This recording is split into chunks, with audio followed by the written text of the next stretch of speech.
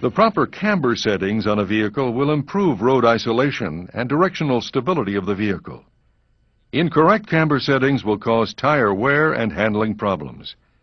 Camber is defined as inward or outward tilt of the wheel at the top when viewed from the front of the vehicle. Camber is measured in degrees. A wheel with 0 degrees camber is vertical. When a wheel tilts outward at the top, it has positive camber, and when a wheel is tilted inward at the top, it has negative camber. A slight amount of negative camber is normal since the top of the tires will move out with speed. Where a camber is adjustable, it is usually adjusted using shims or cams on the upper control arms. Camber is usually not adjustable on front-wheel drive cars. Where it is, the adjustment is made by moving the position of the front strut in its mount.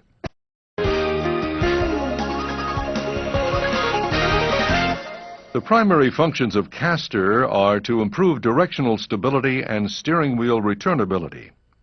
Incorrect caster angles can cause excessive steering effort and tire wear. Caster is the forward or rearward tilt of the steering axis compared to a vertical line viewed from the side of the wheel.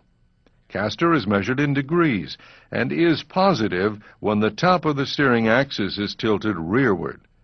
Caster is negative when the top of the steering axis is tilted forward. If you're troubleshooting a caster problem on a front-wheel drive car, remember that some manufacturers do not provide for a caster adjustment on some of today's front-wheel drive vehicles. If the caster requires correction, an aftermarket kit is often available. Prior to attempting a caster adjustment on a suspension that does not have a factory adjustment, inspect the suspension for bent or damaged parts and replace them to correct out-of-spec conditions. Adding and removing shims on the upper control arms will correct both camber and caster on most rear-wheel drive cars.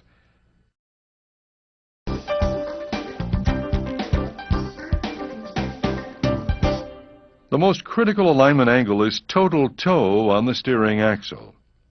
Excessive positive or negative toe will cause scuffing and wear on the shoulders of the tires. Total toe is defined as the difference in distance measured across the front of the tires compared to the distance measured across the rear of the tires, and is measured in inches or millimeters. Total toe may also be defined as an angular measurement in degrees or in degrees and minutes. Toe is positive or toe in when the front of the tires are closer together than the rear of the tires.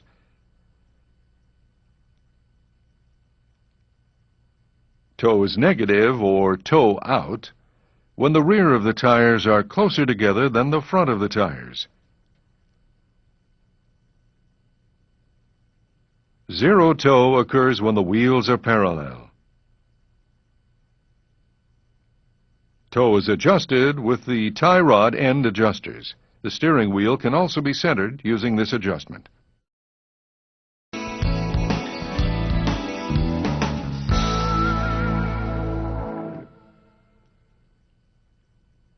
Steering axis inclination and included angle are often used as diagnostic tools.